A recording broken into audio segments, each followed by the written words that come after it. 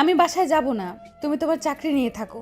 যেখানে আমার কথার কোনো দাম নেই, আমি সেখানে যাব না। আচ্ছা ঠিক আছে, এখন থেকে তোমার সব কথাই শুনবো। লাস্ট 1 মাস থেকে এই একই কথাই শুনছি। কোনোদিন দেখলাম না আমার একটা কথা শুনেছো। কাজ থাকলে কি করব বলো? অফিসের বস লাস্ট 1 মাস থেকে কাজের উপরে কাজ দিয়ে যাচ্ছে, সময় পাচ্ছে না। তো যাও না। কে বারণ করেছে কাজ করতে? লিজা আর আমার কথার মাঝে অনেক লোকজন এসে ভিড় করেছে। একজন বলে, এরকম ছেলেদের জন্য মেয়ের বাসা থেকে বের হতে পারে না, এদেরকে ধরে পুলিশে দেওয়া উচিত। আমি বললাম, হ্যাঁ আসুন, আমাকে ধরে পুলিশের কাছে নিয়ে দিয়ে আসুন। লোকজন মনিরকে অনেক রকমের কথা বলছে। এই আপনার এখান থেকে জানতো, এটা আমাদের হাজব্যান্ড ওয়াইফের ব্যাপার। আপনাদের কে বলেছে এখানে এসে ঝামেলা করতে? লোকজন আর কিছু না বলে চলে যায়। আমি হাসতে থাকি। লিজা আমার দিকে তাকিয়ে আছে বিরক্তি নিয়ে। দাঁত কালাচ্ছ কেন? কিছু না। আচ্ছা চলো এখন বাসায় যাই, খুব ক্ষুধা পেয়েছে। লিজা কিছু না বলে গিয়ে গাড়িতে উঠে বসে। আমি মুচকে এসে গাড়ির স্টিয়ারিংয়ে বসে।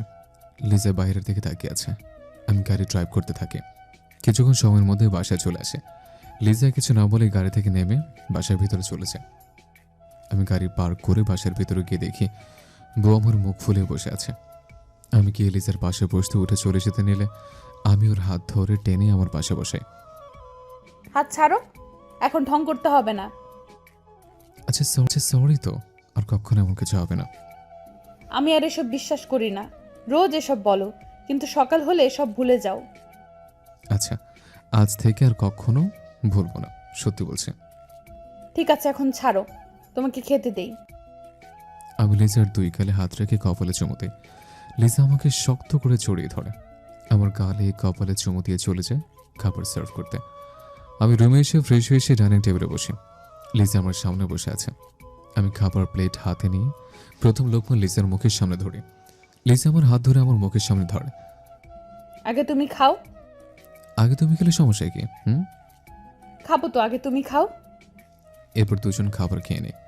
এরপর দুজন রুমে এসে শুয়ে পড়ে। লিজা আমার বুকে মাথা রেখে শুয়ে আছে। চলুন এবার আমরা একটু পরিচিত হয়নি। আমি মনির, লেখাপড়া শেষ করে একটা প্রাইভেট কোম্পানিতে জব করি। লেখাপড়া করার সময় লিজার সাথে বন্ধুত্ব হয়, আর সেখান থেকে হয় ভালোবাসা। আর চাকরিতে জয়েন্ট করার পর আব্বু আম্মুকে লিজার কথা বলে। এরপর আব্বু আম্মু লিজার আব্বু আম্মুর সাথে কথা বলে, আর তারপর আমাদের বিয়ে হয়। 3 মাস হয়েছে আমাদের বিয়ে। লাস্ট 1 মাস কাজের চাপে লিজাকে সময় দিতে পারেনি, আর তাই রাগ করে বাসা থেকে বের হয়ে গিয়েছে। আচ্ছা, কাল তো শুক্রবার, তোমার অফিস বন্ধ, আমাকে নিয়ে ঘুরতে যাবে? আচ্ছা, কাল বিকেলে ঘুরতে যাব। কাল যদি বলো কাজ আছে, তাহলে কিন্তু আমি সত্যি আব্বুর বাসায় চলে যাব। আমার বউটার এত অভিমান কেন? কারণ আমার বরটা এখন আর আমাকে আগের মতো ভালোবাসে না। তোমার বর এখনো তোমাকে আগের মতোই ভালোবাসে। এসো তোমাকে দেখাচ্ছি। বলে মনিরের ঠোঁটে নিজের ঠোঁট মিশিয়ে দেই। এরপর ধীরে ধীরে আমাকে নিয়ে ডুবে যায়। পরের দিন সকালে ঘুম থেকে উঠে ফ্রেশ হয়ে নাস্তা করে বসে আছি। কিরে, কাল তোদের মধ্যে কি হয়েছে? লিজামা, তুই বাসা থেকে বের হয়ে গিয়েছিলি কেন? তোমার ছেলে এখন শুধু কাজ নিয়ে থাকে, আমার সাথে কথা বলার সময়ই হয় না। আমিও এটা খেয়াল করছি মনির। তোর কি কাজের চাপ বেশি? একটা নতুন প্রজেক্টের কাজ হচ্ছে আম্মু, তাই একটু চাপ যাচ্ছে। সামনের মাসে শেষ হবে। ও আচ্ছা, তা তোদের ঝগড়া শেষ হয়েছে? আম্মু কাল রাতে বলেছে আজকে আমাকে নিয়ে ঘুরতে যাবে। তাহলে তো হয়েই গেল। সবে আরো কিছু সময় গল্প করি। লিজা আম্মুর সাথে বসে আছে। আমি রুমে এসে ল্যাপটপটা নিয়ে বসে কাজ করছি। আম্মুর সাথে কথা শেষ করে রুমে এসে দেখি মনির ল্যাপটপ নিয়ে বসে আছে। তুমি আজও কাজ করছো? তুমি না বললে আমাকে নিয়ে আজ ঘুরতে যাবে? সেটা তো আমরা বিকেলে যাব, একটু কাজ আছে, শেষ করি। তুমি এখন ল্যাপটপ রাখবা? আমি কিন্তু রেগে যাচ্ছি। আর 5টা মিনিট প্লিজ। 1 সেকেন্ডও না। তুমি ল্যাপটপ বন্ধ করবা নাকি আমি রুম থেকে বের হয়ে যাব? এখন আর কি করব? এখন বউ রেগে গেলে মারাতে বিশাল সমস্যা হবে। ল্যাপটপ বন্ধ করে টেবিলের উপর রাখি। বসা থেকে উঠে লিজার কাছে গিয়ে ওর হাত ধরে কাছে এনে নাকে নাক ঘষতে ঘষতে বলি, আমার বউটা হুটহাট করে রেগে যায় কেন? তো কি করব? আজ শুক্রবার, অফিস বন্ধ, কোথায় আমাকে সময় দিবে? তা না করে কাজ নিয়ে বসে আছো। তুমি অনেক বদলে গেছো। আগে কাজের মাঝেও আমাকে সময় দিতে, আর এখন ছুটির দিনেও কাজ নিয়ে থাকো। আচ্ছা বাবা, সরি। এই যে কাজ রেখে দিয়েছে। আজকের পুরোটা সময় আমার বউর জন্য। লিজাকে জড়িয়ে ধরে গালে চুমুকে দেয়। লিজা আমাকে শক্ত করে জড়িয়ে ধরে। বিকেলে লিজাকে নিয়ে বাসা থেকে বের হয়েছে। আজকে রিক্সা করে ঘুরবে। কতদিন হয়ে গেছে তোমায় নিয়ে রিক্সা করে ঘুরিনি। আমাকে কিন্তু জড়িয়ে ধরে বসতে হবে, আমার এখনো ভয় করে রিক্সাতে উঠলে। আমি হাসতে থাকি। লিজা সে ছোট থেকে রিক্সাতে উঠলে ভয় পায়। দুজন রিক্সাতে উঠে বসে। লিজা আমার হাত শক্ত করে ধরে কাঁচুমাচু হয়ে বসে। রিক্সাওয়ালা মামা রিক্সা চালাতে থাকে। অল্প সময়ের মধ্যে চলে আসে একটা পার্কে। দুজন রিক্সা থেকে নেমে পড়ে রিক্সা ভাড়া দিয়ে পার্কের ভিতরে এসে হাঁটছে। আজ অনেকগুলো দিন পর দুজন একসাথে ঘুরতে এসেছি, আজ খুব ভালো লাগছে। আর কিছুদিন, তারপর আবার আগের মতো ঘুরতে আসবো। প্রজেক্টের কাজ শেষ হলেই ব্যস্ততা কমে যাবে।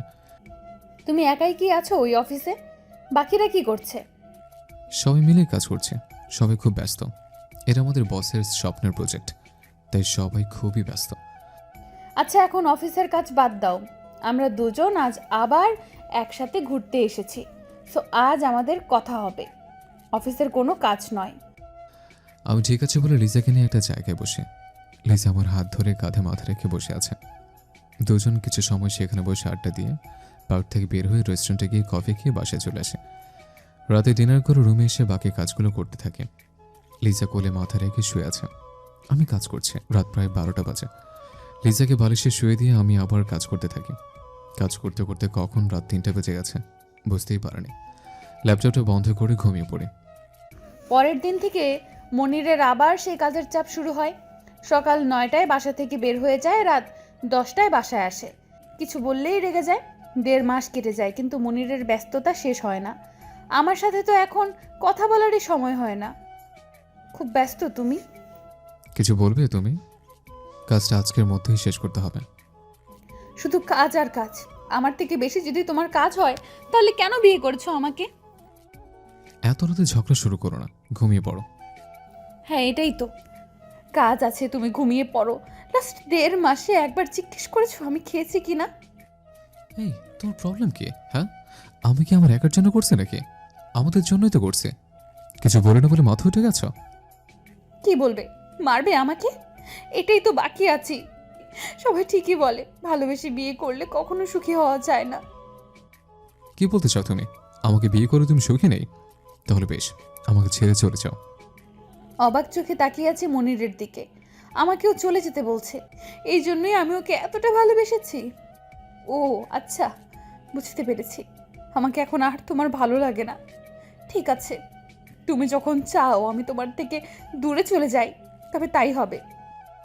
হ্যাঁ, যাও যাও। তুমি গেলে আমি একটু শান্তিতে নিঃশ্বাস নিতে পারি। সকাল বিকেল শুধু কানে কাছে প্যান প্যান করে। আমি আর কিচ্ছু বলতে পারছি না, কান্নায় গলা ধরে আসছে। রুম থেকে বের হয়ে নিচে এসে সোফায় বসে মাথায় হাত রেখে কান্না করছি। এতগুলা বছর কাকে ভালোবেসেছি? আমার ভালোবাসা, আমার ফিলিংসের কোনো মূল্যই নেই তার কাছে। আমি চলে গেলে যখন তুমি শান্তি পাবে, তাহলে ঠিক আছে, আমি কালকেই এই বাসা ছেড়ে চলে যাব। আরও বেশ কিছু সময় কাজ করে ল্যাপটপ বন্ধ করে শুয়ে পড়ি। লিজা রুমে নেই, আম্মুর রুমে মনে হয়। কাল সব ঠিক হয়ে যাবে। লাইট অফ করে ঘুমিয়ে পড়ি। পরের দিন সকালে ঘুম থেকে উঠে দেখি লিজা রুমে নেই। রাতে মনে হচ্ছে রুমে আসেনি, হয়তো কাজ করছে। উঠে ফ্রেশ হয়ে চেঞ্জ করে নাস্তা না করে অফিস চলে আসে। কাজ করতে করতে বড্ড, কিন্তু এখনও অনেক কাজ বাকি আছে। হঠাৎ মোবাইল বেজে ওঠে। মোবাইল হাতে নিয়ে দেখি আম্মু কল করেছে। এই সময় কেন কল করেছে আম্মু? তুমি জানো না আমি কত ব্যস্ত? বাসায় এসে কথা বলবো। তোকে বাসায় আসতে হবে না, তুই জানিস কি হয়েছে? আম্মু, এমনি কাজের অনেক চাপ, বাসায় এসে শুনবো কি হয়েছে। এখন আর কল করো না বলে আমি কল কেটে আবার কাজ করতে থাকি। সকালে সবাই ঘুম থেকে ওঠার আগে আমি বাসা থেকে বের হয়ে চলে আসি আমাদের বাসায়। আব্বু এত সকালে আমাকে দেখে বলে, কি রে মা, তুই এত সকালে একা এসেছিস? জামাই কোথায়? আমি আব্বুকে জড়িয়ে ধরে কান্না করে দেই। আব্বু আমাকে কান্না করতে দেখে ভয় পেয়ে যায়। কি হয়েছে তোর? তুই কান্না করছিস কেন? জামাই কিছু বলেছে তোকে? আমি কথা বলতে গেলে রেগে যাই। কাল রাতে আমাকে বলে বের হয়ে যেতে বাসা থেকে। মনির আগের মতো নেই আব্বু, আমাকে এখন আর সহ্য করতে পারে না। আমি ওর কাছে এখন শুধুমাত্রই নামমাত্র বউ। আচ্ছা আমি দেখছি, তুই আয় আমার সাথে। আব্বু আমাকে নিয়ে বাসার ভিতর আসে। আম্মু আমাকে দেখে বলে আমি কান্না করছি কেন, আর এত সকলে এসেছে তাও একা। পরে সব কথা হবে, এখন মেয়েটাকে কিছু খেতে দাও। আম্মু আমার চোখের পানি মুছে বুকে জড়িয়ে নেয়, এরপর জোর করে কিছু খাইয়ে দেয়। আব্বু মনিরের আম্মুকে কল করে আমাদের বাসায় আসতে বলে। আম্মু কিছু সময়ের মধ্যে আমাদের বাসায় আসে, এরপর আব্বু সব বলে। আর আম্মু মনিরকে কল করে, আর মনির কাছে কথা বলে কল কেটে দেয়। ছেলেটা এমন হয়ে গেছে আমি বুঝতেও পারিনি। বাসায় আসলে আমি ওর সাথে কথা বলবো। লিজামা, তুই আমার সাথে যাবি নাকি থাকবি? বিয়ান সাহেবা, লিজা এখন এখানেই থাক, আপনি মনিরের সাথে কথা বলেন, মনির এসে ওকে নিয়ে যাবে। আম্মু রেখেছে বলে চলে যায়। আমি আম্মুর কোলে মাথা রেখে ঘুমিয়ে পড়ি। কাল শেষ হতে হতে আজ 11টা বেজে গেছে। গাড়িতে উঠে স্টার্ট দিয়ে ড্রাইভ করতে থাকি। বাসে এসে পকেট থেকে চাবি বের করে দরজা করে দেখে আম্মু সোফায় বসে আছে। আমাকে দেখে বসা থেকে উঠে আমার সামনে এসে দাঁড়ায়। তুমি এখনো ঘুমোনি কেন আম্মু? তোর জন্য অপেক্ষা করছি। আচ্ছা, তোর যে একটা ফ্যামিলি আছে সেটা কি তোর মনে আছে? কি বলছো আম্মু? ভুলবো কেন? তুই কারো খবর নিস? বাসায় কি হয়েছে সেটা জানিস তুই? বাসা আবার কি হয়েছে? কি অসুস্থ নাকি? লিজা কোথায় বলতে পারবি তুই? কোথায় আবার? রুমে হবে। রুমে হবে তাই না? লিজা এই বাসা থেকে চলে গেছে, তুই বলেছিস ওকে চলে যেতে। হোয়াট? আমি তো রাগের মতো বলেছি, তাই বলে সত্যি চলে যাবে? ভালোই তো হয়েছে, এখন আর তোর কাজ করতে সমস্যা হবে না। কথাটা বলেই আম্মু চলে যায়। আমি সোফায় বসে মাথায় রাখি। লিজা সত্যি আমার ছেড়ে চলে যেতে পারলো? আমাকে একটু বোঝার চেষ্টা করলো না? আমি কি এতটাই খারাপ? আমি তো ওর আর আমার জন্য এত পরিশ্রম করছি, কিছুই ভাবতে পারছি না। এখন অনেক রাত হয়ে গেছে, কাল সকালে ওকে কল করব। সোফা থেকে উঠে রুমে চলে আসি। চেঞ্জ না করে শুয়ে পড়ি। বড্ড ক্লান্ত লাগছে, চেঞ্জ করবো সেই শক্তিটুকুও নেই। রাত 11:30 বাজে, এখন একটা কল করলো না। এই কি তবে ওর আমার প্রতি ভালোবাসা ছিল? চোখের পানিগুলো শত চেষ্টা করেও আটকে রাখতে পারছি না, চোখের পানিতে বালিশ ভিজছে। ঠিক আছে, তোমাকে আর আমার খবর নিতে হবে না। তুমি আমাকে ছাড়া যদি ভালো থাকো, আমি আর তোমাকে বিরক্ত করব না। মোবাইলটা ফ্লোরে ছুঁড়ে মারি, কান্না করতে করতে ঘুমিয়ে পড়ি। সকালে মোবাইলের রিংটোনে ঘুম ভাঙে। মোবাইল হাতে নিয়ে দেখি স্যার কল করেছে। স্যার বলে আমাকে এক্ষুনি প্রজেক্টের জায়গায় যেতে হবে। শ্রমিকরা নাকি কাজ বন্ধ করে রেখেছে। একজন শ্রমিক ইলেকট্রিক শক খেয়ে মারা গেছে। আমাকে তার পরিবারের জন্য 5 লক্ষ টাকা নিয়ে সেখানে যেতে বলে। আমি উঠে ফ্রেশ হয়ে চলে আসি প্রজেক্টের জায়গায়। সবাই গোল হয়ে দাঁড়িয়ে আছে। আমি কাছে যেতে মৃত লোকটার পরিবারের লোকজন কান্না করতে করতে আমার পা জড়িয়ে ধরে। চোখ বন্ধ করে একটা দীর্ঘশ্বাস ফেলে। দেখুন, যা হয়েছে তা তোর পাল্টানো যাবে না। আপনাদের মনের অবস্থা আমি বুঝতে পারছি, কিন্তু এখানে আমার কিছু করার নেই। আমাদের বস আপনাদের পরিবারের জন্য 5 লক্ষ টাকা পাঠিয়েছে। ওনাকে দাফন করার ব্যবস্থা করুন, আর এই টাকাগুলো দিয়ে কিছু একটা করুন। তোমরা 4 জন লোক লাশটাকে নিয়ে যাও, আর বাকিরা কাজ করো কি। আমি টাকাগুলো মৃত লোকটার বউয়ের হাতে তুলে দিই, আর 4 জন লাশ নিয়ে চলে যায়। বাকিরা কাজ করতে থাকে। সবার সাথে সাথে আমিও কাজ করেছি। এর মধ্যে মোবাইলে কল আসে। কাজ করেছি বলে কল কেটে দিয়েছে, কিন্তু কলের উপর কল করেই যাচ্ছে। রাগে মোবাইল বন্ধ করে রেখে দিই। আব্বু হয়েছে, আর কল করতে হবে না। ও কখনো শুধরাবে না, ওর কাছে কাজটাই সবার আগে। আর একবার কল করে দেখি। আব্বু লাস্টবার কল করে, দেখে মনিরের মোবাইল বন্ধ। একটা মানুষ এতটা খারাপ হতে পারে? আমি কিছু না বলে দৌড়ে রুমে চলে আসি। কাজের চাপে আজ 2 দিন বাসায় যাওয়া হয়নি। আজ প্রজেক্টের কাজ সম্পূর্ণ হলো। লাস্ট 2 মাসে 1.5 লক্ষ টাকা ইনকাম হয়েছে। স্যার নিজে আমাকে 2 মাস বেতনে স্যারকে বলে 7 দিনের ছুটি নেই। অফিস থেকে বের হয়ে বাসায় চলে আসে। লিসা, কোথায় তুমি? লিসা। এই, সারের মতো চেঁচাচেঁচি করছিস কেন? আর তুই জানিস না বৌমা কোথায়? আমি তো ভুলে গেছি।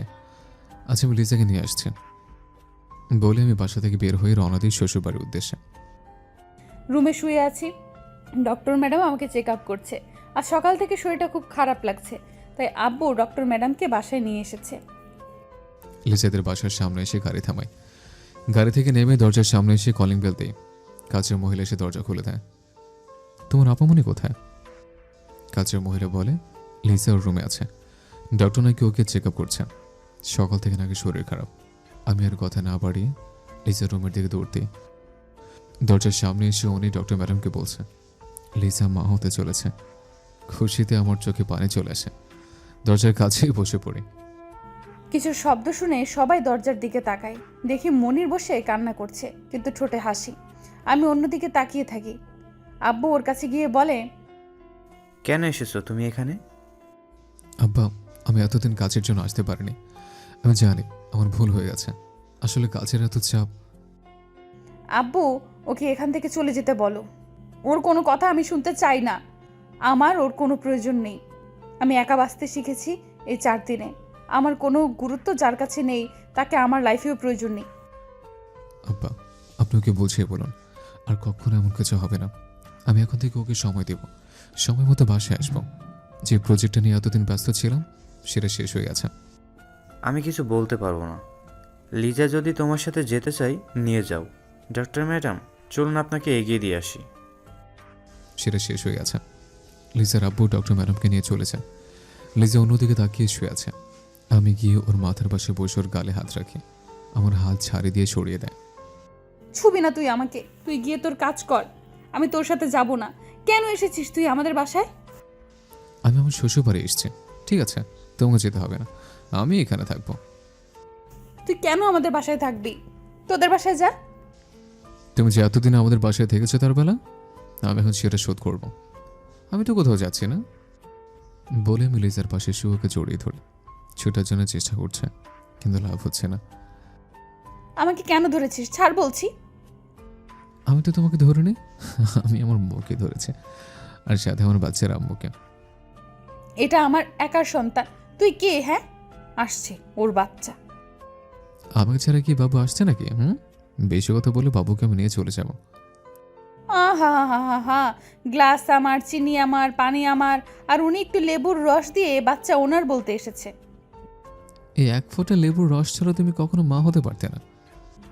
এত ঢং করছিস কেন? তোর কাজ বউর কাছে যা। আমি কিন্তু 7 দিনের ছুটি নিয়েছি শুধু তোমাকে সময় দেব বলে। এখন তুমি যদি এমন করো তাহলে ছুটি কাটিয়ে লাভ কি? আমি কি তোমাকে বলেছি ছুটি নিতে? যাও না, যাও গিয়ে কাজ করো। আচ্ছা বাবা, সরি। আচ্ছা, কানে ধরেছি, ওয়েট।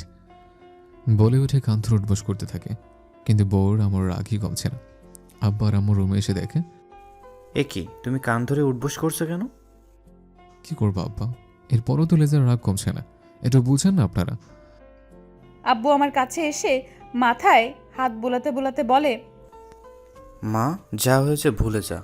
তোদের ভবিষ্যতের কথা ভেবেই তো ছেলেটা দিনরাত খাটছে। তোরা যাতে ভালো থাকিস তার জন্য নিজে কষ্ট করেও কাজ করে যাচ্ছে। ওর থেকে দূরে থেকে ওর মন ভেঙে না দিয়ে ওর পাশে থেকে ওকে সাপোর্ট কর। মা, বিআই সাহেব ঠিকই বলেছে। দরজার দিকে তাকিয়ে দেখি আম্মু লিজার কাছে গিয়ে কপালে চুমু দিয়ে বলে, তুই বাসায় ফিরে চল মা। এরপর এমন কিছু হলে আমি ওকে পিটাবো। তোকে ছাড়া বাসাটা খালি হয়ে আছে। আর তোর বর আজ 2 দিন পর বাসায় ফিরে প্রথম তোকে ডেকেছে। তোকে বাসায় না পেয়ে ছুটে এখানে চলে এসেছে। তোরা কথা বলে সব ভুল বোঝাবুঝি শেষ কর। আমরা নিচে আছি। সবাই নিচে চলে যায়। আমি লিজার মাথার পাশে গিয়ে নিচে বসে পড়ি।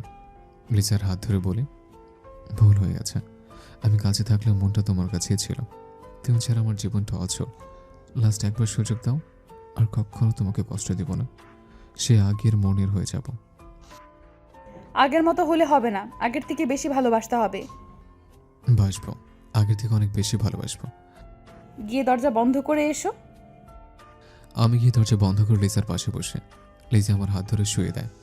এরপর আপনাদের নাই বলি, আমরা এবার আসি। আপনারা ভালো থাকুন। আল্লাহ হাফেজ।